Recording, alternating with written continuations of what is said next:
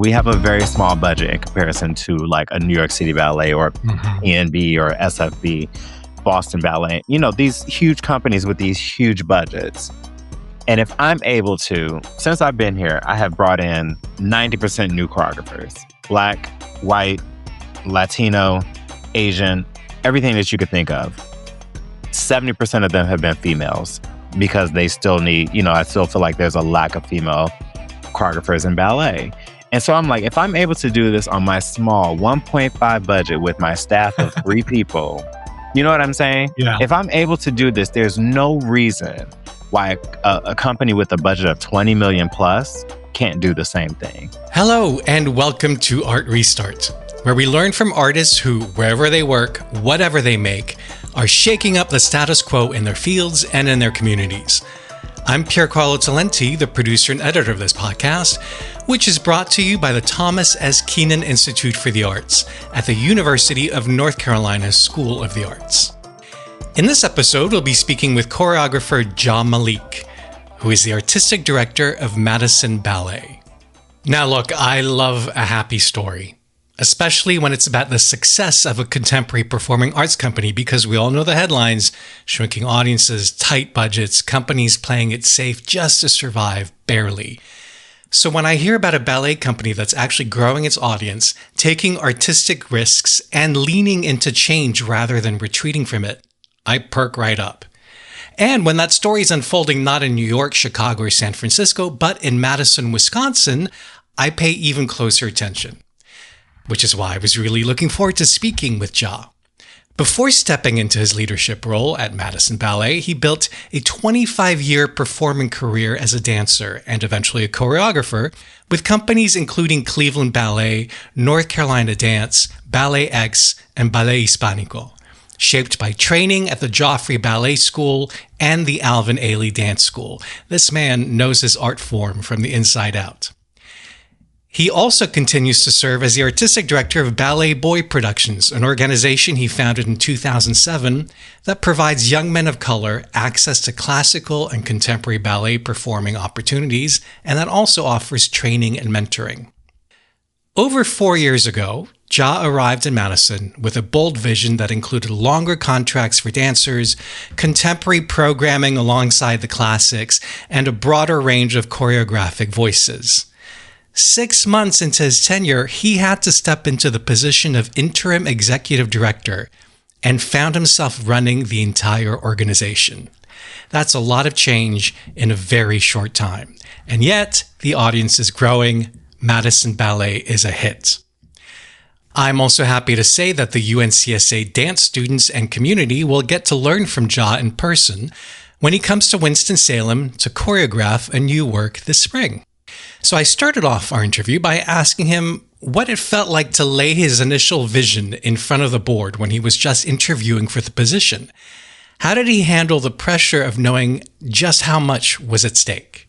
Oh, I don't mind. I love that. That's what excited me the most. I've always loved puzzles. I think that's why I got into ballet, because I had done other forms of dance and I had dabbled in acting and things like that. And I didn't feel challenged. And then when I got into a ballet class, I can still remember my first class, I thought it was the most challenging thing I'd ever experienced. And I loved that. And the second thing that I loved about it was there was no talking. Because I come from a large family. I'm one of 7 siblings. And so, I'm the middle child. So you can imagine 3 younger, 3 older, there's a lot of noise. So I love that it was silence and it was hard work and it was discipline that was being taught. So I've always grown up loving a challenge. So while it did seem daunting and challenging, I saw the potential. And the great thing that they did in the interview process was they also had me meet community leaders from Madison, from different arts sectors, from the theater, from the opera, from the children's theater, from the museum. So I met with all these people to understand what is going on here. How is the art scene here? Yeah, that's important to get the cultural temperature of a town. Exactly. And so that all inspired me. So everyone is, like you said, this is it's actually a very rich arts culture here. We have an amazing symphony. We have an outstanding chamber orchestra. We have an amazing theater company. We have two theater companies, as well as a couple of modern dance companies and children's theater. So it's bountiful here as far as the art. So I just wanted to make sure that this was a place that would maybe not understand where I was going with ballet right away, but would eventually get there. And I think we've done that. What do you think the riskiest, or looking back, kind of the craziest decision or change you made at the company was? And, did it pan out? Oh, I think it was the biggest risk. I think, taking dancers from a 10 to 12-week contract to a 30-week contract is a big risk. Can their body sustain it? They're not used to that. But, the ones that stayed and the ones that, were on board for the change have done wonderfully. They've thrived. I've seen, like I said earlier, they've changed their technique, they've changed their artistry, they've changed their approach to learning choreography and actually being choreographers. So, that risk paid off because, like I said, I saw the potential in there. They just and you're actually able to build a core, whereas with just 8 weeks of work, you can't, right? No, you can't. And not with guest dancers. You have to have dancers here every day working together, getting to know each other, moving, as you said, as a core. So it was a huge risk.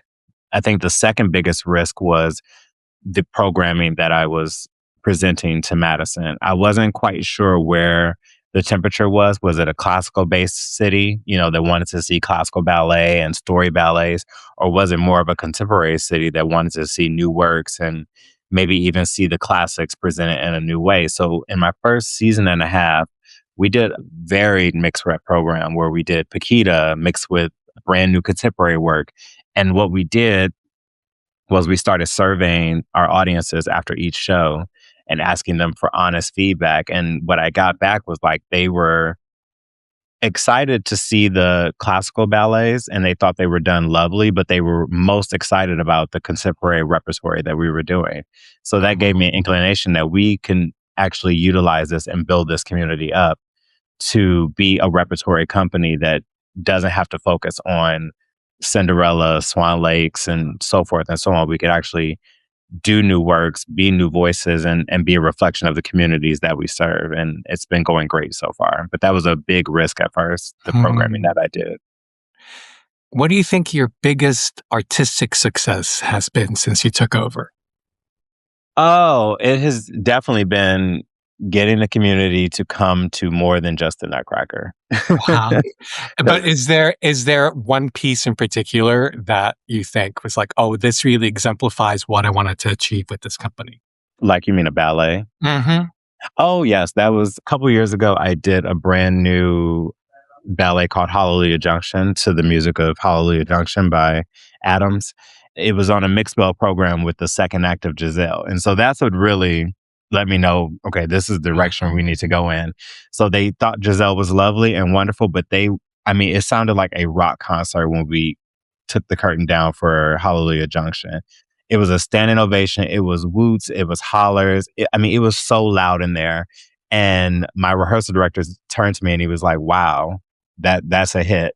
And it was actually the first time for me as a choreographer that I felt I had every element for what I envisioned from the outset. Costumes, lighting, dancers, music, everything that I envisioned was finally on stage. And I think that's what the audience really responded to. And it is one of my favorite ballets that I've created, and the audience absolutely loved it. So I'd love to hear about then how you assembled those elements to make exactly what you wanted in your company. Yeah. Yeah. So by that time, I had been here for a year and a half, almost 2 years. So I definitely felt like I got the company up to a technical level that they could deal with my choreography, which is physically demanding, emotionally demanding on both ends. So I felt like they were at that level. I had met a lighting designer named Julie Ballard, who was amazing. I met her when I did a ballet for Charlotte Ballet in 2022. And we clicked right away. So I knew I wanted to keep her around and utilize her as much as I could. And so I collaborated with her immensely on the lighting, I created a scenic design myself, so that element was there. And then I got super fortunate that one of the dancers in the company is also a costume designer, and she's fabulous. Her name is Fernanda Yamaguchi, and she did the costumes. So all the elements, came together, and the music I had been sitting on forever because of course, I've seen Peter Martin's version of it and fell in love with that music and always wanted to choreograph something to it. But I felt when I was younger, I didn't have the skill to do it. And I finally felt like I was at a place as a choreographer and as an artist that I could really approach the music and bring something different than what Peter Martin's did while respecting this music and showing my love and appreciation for this music. So all the elements, like I said, came together for this particular ballet. You are artistic director of Ballet Boy Productions also. So this is the second company you're heading. In this current position, what do you think your biggest leadership success has been if it's different from your artistic success? I mean, the leadership has been so unfortunately, I did have to step into the role of executive director at Madison Ballet as well as artistic director. Yeah. After my first 6 months two here. more than full-time jobs simultaneously. Well, yeah, and that's a whole challenging conversation maybe for another time. No, it's for this time. It was jarring. So 6 months into my tenureship here, my executive director decided it was time for him to move on because, quite frankly, and he was honest with me, we had a kind of relationship. He was burnt out. Like I said, he got the company through the pandemic, and I saw the wear and tear on him. We were also dealing with a lot of changes that needed to happen. Going back just a little bit, it's one thing to speak about the changes you want to make and how we're going to do it. And it all sounds wonderful as a board and as an executive director when you're hearing it. But it's quite different when you start having to do the work.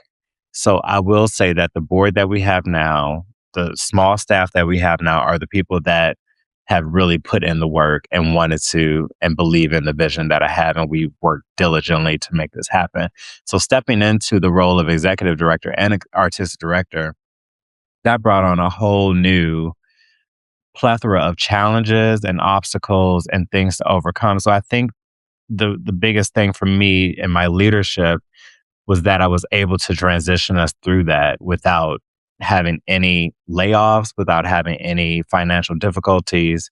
So I think that's been the biggest thing that I'm most proud of, that I'm balancing it while it might be hard, and it is hard because we have a very small staff. So it's me, my rehearsal director. I also run the school here, just to put that out there. So there's a school, there's the company, and I have a rehearsal director who's also the school principal, and then I have an operations associate. That's it. So when I say executive director, I'm doing development, marketing, outreach, artistic, running the school. And we're still here and we're thriving.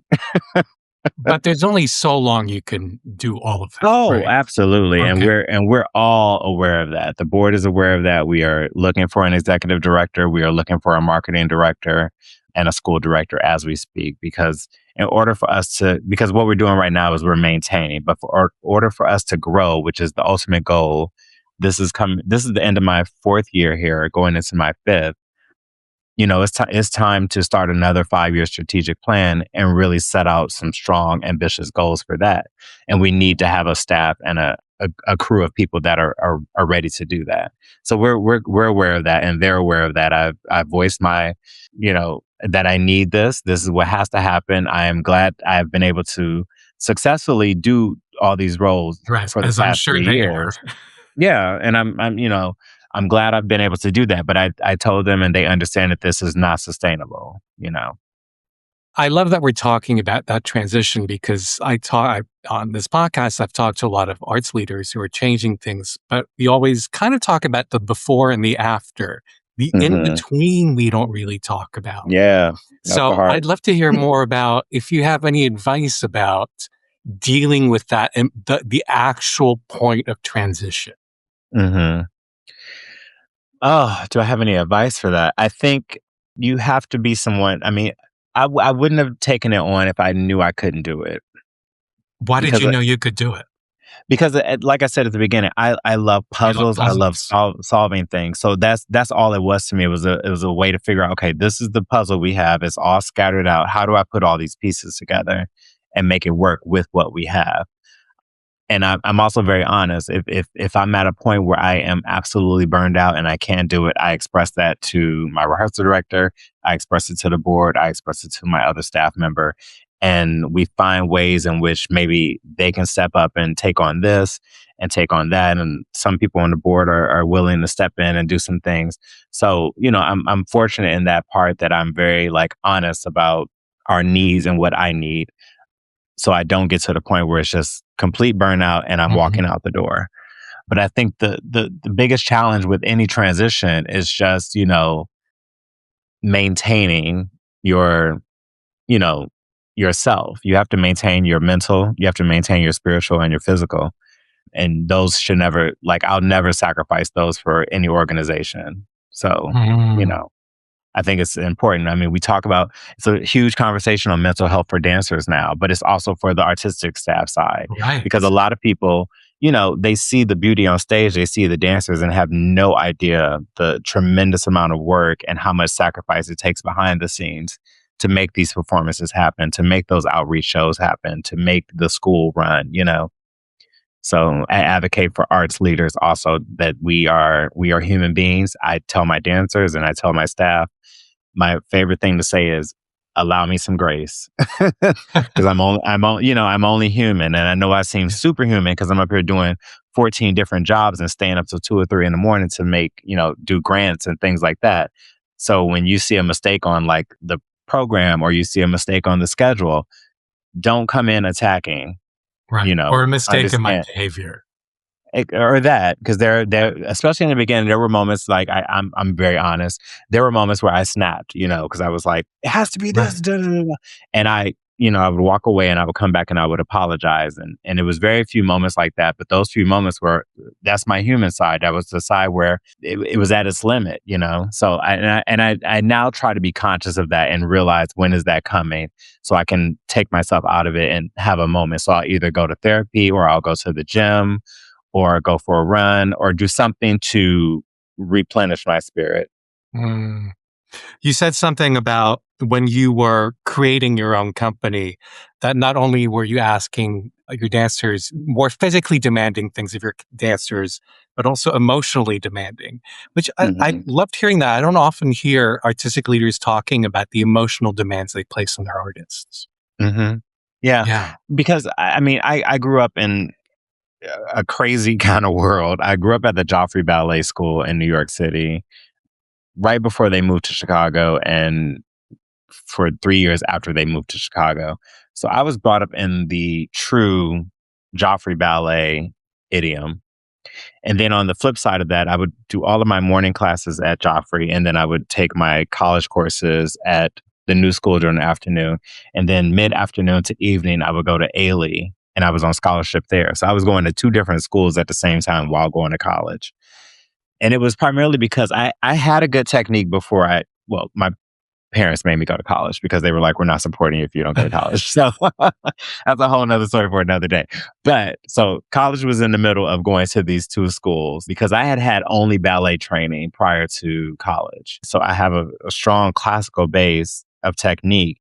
But then I also grew up in the tradition of Ailey, where Mr. Ailey had us saying, dance came from the people and should always be delivered back to the people, as well as Miss Jameson, who was always like, I don't want to see robots on stage. I don't want to see cookie cutter dancers. I want to see who you are. What are you going to tell me through your spirit, through dance? Because she was a firm believer in, I can make the audience learn things about themselves without ever saying a word. And that stuck with me. So I think all of that with the classical technique of Joffrey seeped into my choreography. So I feel like it's an amalgamated blend of form and emotion. And then also one of my biggest inspirations is Ulysses Dove. And then watching his interviews and studying his works and actually getting to learn some of his ballets, it is the form and the emotion that I'm most interested in. I want to see humans on stage. I want to see stories, whether you're telling the story of classical ballet, Giselle, Swan Lake, Sleeping Beauty, those things. Even if it's a contemporary ballet, there's a story there. There might not be a plot, but there's a story there because you're a human being and you have something to say. So that's the emotional side of the demand that I ask of the dancers, to not just give me the steps, but to go further. Show me who you are. Show me what your reaction and what your feelings are to this moment, to this music, to this idea. Speaking of your career track, you took a break from dancing, correct? You worked in marketing and fashion industry, or fundraising and fashion. Is that right? I was an executive director for a fashion retail company for 2 years. I'd love to know what part that played in bringing you to where you are now and why it was important. It was necessary. I wouldn't be here if I didn't do that. And tell me more. At the end of my career, when I retired, I had went into trying to be a choreographer full time, and I found it extremely difficult. I had done a wonderful work in New York City and had this amazing review in the Times where Rosalind Sulcus, the reviewer of the New York Times for this particular show, said I was a choreographer to watch. Now, you would think, like that you would think that's the dream review. That's the dream review, and I'm on a program with Justin Peck. We're both presenting work for the first time in New York City. Anne-Marie Lacrone. There were 3 other choreographers, and I'm the one out of us that got that mention. And so I thought, as everyone in my life thought, like, oh, you're about to get calls, and you're about to become, a choreographer, a real choreographer with a viable career. I got not one call. I sent my work out to 100 places, exactly 100. I had one response back asking me to create a hip hop ballet. No. And I had never done hip hop in my life.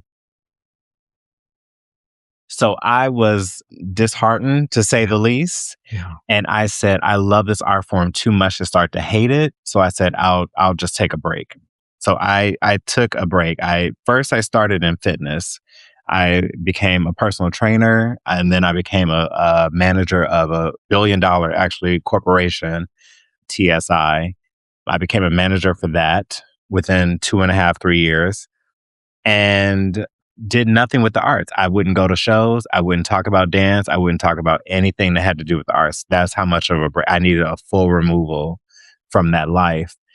And that continued, and I lived in DC while I worked in this fitness company. And then what happened was, a former friend of mine that was in New York City was on the board of this company that was looking for an executive director for their organization, and asked me, because I was putting fillers out there that I wanted to move back to New York, and asked me if I wanted to interview for it. So I interviewed for it, and I got it, and I really enjoyed it. And I did that for 2 years.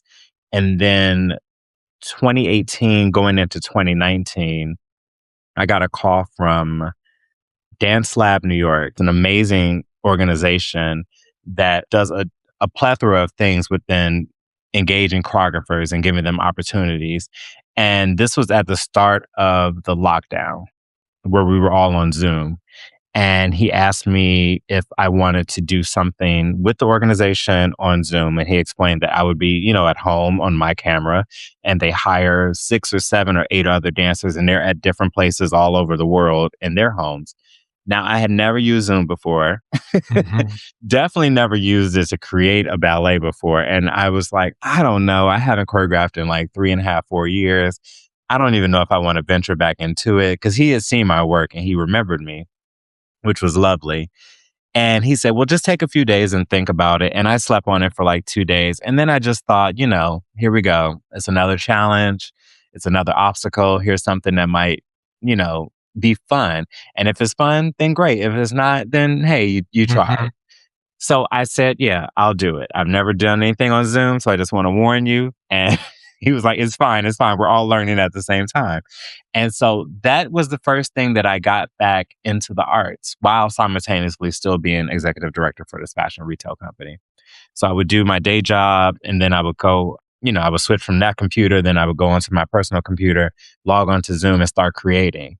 And it all came rushing back, how much I loved this art form, how much I love choreography, how much I love working with dancers and being artistic. And that's something that was not happening in my newfound career. I'm using air quotes here. In my newfound career, I wasn't finding that same passion. It was, it was a lovely job. It paid me very well, which was amazing. Coming out of being a dancer, it was an amazing pay. paying job, but I'd rather do something where I'm making less money, but I'm passionate about it. I'm waking up every day excited than something I'm just doing to make money. So it became a no-brainer after that. I was like, I'm ready to get back into this. Then the wheels started turning and I got commission from UNCSA to do something on Zoom. And then my good friend Andrea Long, who was teaching at Boston Ballet, spoke to the director there and they asked me to come and create a ballet on Boston Ballet School. At first it was via Zoom, and then towards the end of it, we actually came out of the lockdown. So I was actually able to go there for the performance and we were able to do it outdoors and things like that. But everything just kind of started moving in the right direction to get me back into the arts. When did you create Ballet Boys Productions? So I started that in 2007 when I joined BalletX.